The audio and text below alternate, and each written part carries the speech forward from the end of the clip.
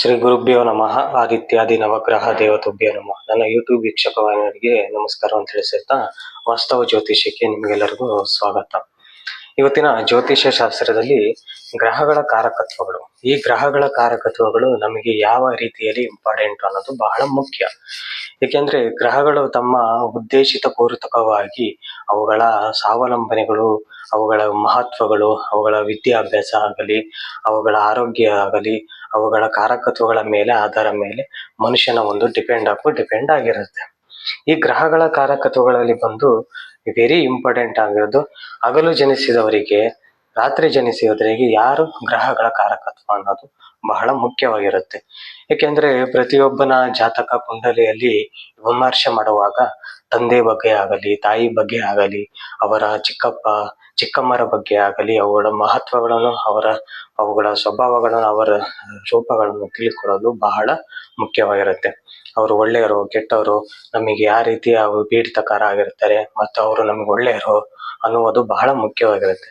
ಪ್ರತಿಯೊಬ್ಬನ ಜಾತಕದಲ್ಲಿ ಗ್ರಹಗಳ ಕಾರಕತ್ವವು ಬಹಳ ಮುಖ್ಯವಾಗಿರುತ್ತೆ. ಏಕೆಂದ್ರೆ ಡಿಪೆಂಡ್ ಅಪ್ ಅವನ ಜಾತಕ ಲಗ್ನ ಕುಂಡಲಿಯಲ್ಲಿ ನೋಡುವುದು ಬಹಳ ಮುಖ್ಯ. ರಾತ್ರಿ ಜನಿಸಿದವರಿಗೆ ಯಾರು ತಂದೆ ಕಾರಕರಾಗ್ತಾರೆ, ಹಗಲು ಜನಿಸಿದವರಿಗೆ ಯಾರು ತಂದೆ ಕಾರಕರಾಗ್ತಾರೆ ಅನ್ನೋದು, ಮತ್ತೆ ಮಾತೃಕಾರಕರ ಯಾರು ಆಗ್ತಾರೆ ಅನ್ನೋದು ಮತ್ತೆ ನಿಮಗೆ ಈ ವಿಡಿಯೋದಲ್ಲಿ ತಿಳಿಸ್ಕೊಡ್ತೇನೆ. ಈಗ ಬಂದು ಹಗಲು ಜನಿಸಿದವರಿಗೆ ರವಿ ತಂದೆ ಕಾರಕನಾಗ್ತಾನೆ. ತಂದೆ ಕಾರಕ. ಶುಕ್ರ ಮಾತೃಕಾರಕನಾಗ್ತಾನೆ.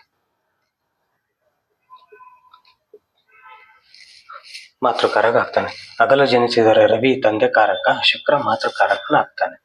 ಇನ್ನು ರಾತ್ರಿ ಜನಿಸಿದವರಿಗೆ ಶನಿ ತಂದೆ ಕಾರಕನಾಗ್ತಾನೆ,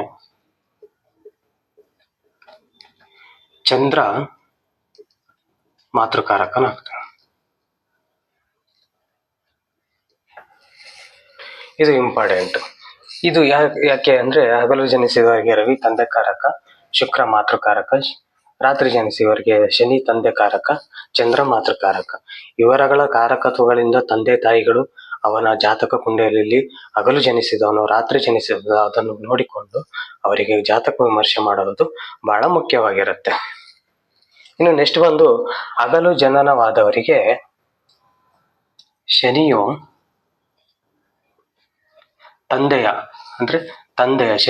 ಶನಿಯ ತಂದೆ ಕಾರಕನಾಗಿರ್ತಾನೆ.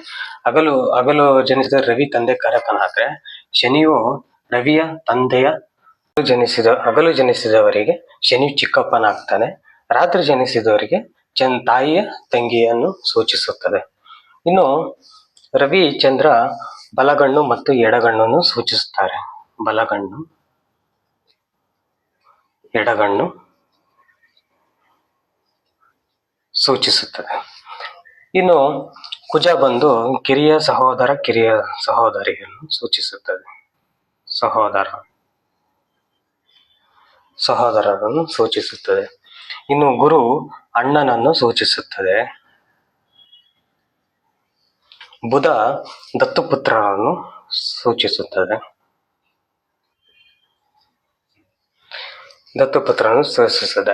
ಹಾಗೆ ನಂತರ ಸ್ತಂಭನ ಅನ್ನೋದು ಬಹಳ ಮುಖ್ಯ. ಈ ಸ್ತಂಭನ ಬಂದು ಯಾವುದೇ ಒಂದು ಗ್ರಹಗಳು ತನ್ನ ನಿಗದಿತ ಅವಧಿಕ್ಕಿಂತ ಆ ರಾಶಿಯಲ್ಲೇ ಅದನ್ನು ಸ್ತಂಭನ ಇರುತ್ತವೆ.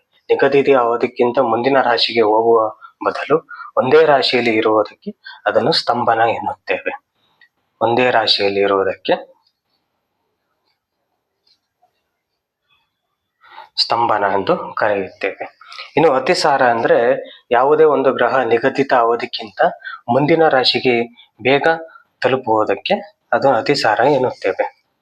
ಮುಂದಿನ ರಾಶಿಗೆ ಇದು ತಲುಪುವುದಕ್ಕೆ ಅದು ಅತಿಸಾರ ಎಂದು ಕರೆಯುತ್ತೇವೆ. ಹಸ್ತಗತ ಎಂದರೆ ರವಿಯ ಸಮೀಪಕ್ಕೆ ಯಾವುದೇ ಗ್ರಹಗಳು, ಅಂದ್ರೆ ಚಂದ್ರನನ್ನು ಬಿಟ್ಟು ಯಾವುದೇ ಗ್ರಹಗಳು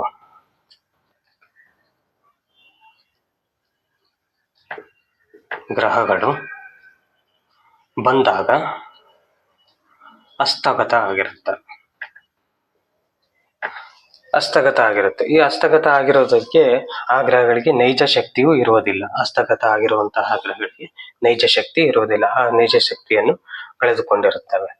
ಇನ್ನು ಸಮಗಮ ಅಂದರೆ ಯಾವುದೇ ಗ್ರಹಗಳು ಚಂದ್ರನ ಜೊತೆಗೆ ಸೇರಿದಾಗ ಅದನ್ನು ಸಮಗಮ ಎನ್ನುತ್ತೇವೆ. ಚಂದ್ರನ ಜೊತೆಗೆ ಸೇರಿದಾಗ. ಇನ್ನು ಆರೋಹಣ ಅಂದರೆ ಯಾವುದೇ ಒಂದು ಗ್ರಹಗಳು ನೀಚ ಸ್ಥಾನದಿಂದ ಉಚ್ಚ ಸ್ಥಾನಕ್ಕೆ ಏರುವುದನ್ನು ಆರೋಹಣ ಎಂದು ಕರೆಯುತ್ತೇವೆ. ಇನ್ನು ಅವರೋಹಣ ಅಂದರೆ ಉಚ್ಚ ಸ್ಥಾನದಿಂದ ನೀಚ ಸ್ಥಾನಕ್ಕೆ ತಲುಪುವುದಕ್ಕೆ ಅವರೋಹಣ ಎಂದು ಕರೆಯುತ್ತೇವೆ. ಇದಿಷ್ಟೆಲ್ಲ ಗ್ರಹಗಳ ಕಾರಕತ್ವ ಅದು ಬಹಳ ಮುಖ್ಯವಾಗಿರುತ್ತದೆ. ಏಕೆಂದರೆ ಗ್ರಹಗಳ ಒಂದು ನೈಜ ಶಕ್ತಿಗಳ ಅವುಗಳನ್ನು ರೂಪಾದಿಗಳನ್ನು ತಿಳ್ಕೊಂಡಾಗ ನಮಗೆ ಜಾತಕವನ್ನು ವಿಶ್ಲೇಷಣೆ ಮಾಡಕ್ಕೆ ಬಹಳ ಮುಖ್ಯವಾಗಿರುತ್ತೆ. ಏಕೆಂದ್ರೆ ಪ್ರತಿಯೊಂದು ಗ್ರಹಗಳ ತನ್ನ ನಿರ್ದಿಷ್ಟ ಫಲಗಳನ್ನು ಹೇಗೆ ಕೊಡ್ತವೆ ಅನ್ನೋದು ಬಹಳ ಮುಖ್ಯ. ರಾತ್ರಿ ಜನಿಸಿದವರಿಗೆ ಯಾರು ಗ್ರಹ ತಂದೆ ಮತ್ತೆ ತಾಯಿಯನ್ನು ಹೇಗೆ ಸೂಚಿಸುತ್ತದೆ, ಮತ್ತು ರವಿ ತಂದೆ ಕಾರಕನಾದ್ರೂ ರಾತ್ರಿ ಜನಿಸಿದವರಿಗೆ ಶನಿ ತಂದೆ ಕಾರಕನಾಗಿರುತ್ತಾನೆ. ಹಗಲು ಜನಿಸಿದವರಿಗೆ ರವಿ ತಂದೆ ಕಾರಕನಾದ್ರೂ ಶುಕ್ರ ಮಾತ್ರ ಕಾರಕನಾಗಿರ್ತಾನೆ. ಚಂದ್ರ ರಾತ್ರಿ ಜನಿಸಿದವರಿಗೆ ತಾಯಿ ಕಾರಕನಾಗಿರ್ತಾನೆ. ಇದು ಬಹಳ ಮುಖ್ಯವಾಗಿರುತ್ತದೆ. ಈ ಸಮಾಗಮದ ಒಂದು ಆರೋಹಣ, ಅವರೋಹಣ, ಸ್ತಂಭನ, ಅತಿಸಾರ, ಹಸ್ತಗತ ಇವೆಲ್ಲ ಅವುಗಳ ಗ್ರಹಗಳ ಮೂಲಕವಾಗಿ ಅವನ್ನು ನಾವು ತಿಳ್ಕೊಳ್ಬೇಕಾಗುತ್ತೆ.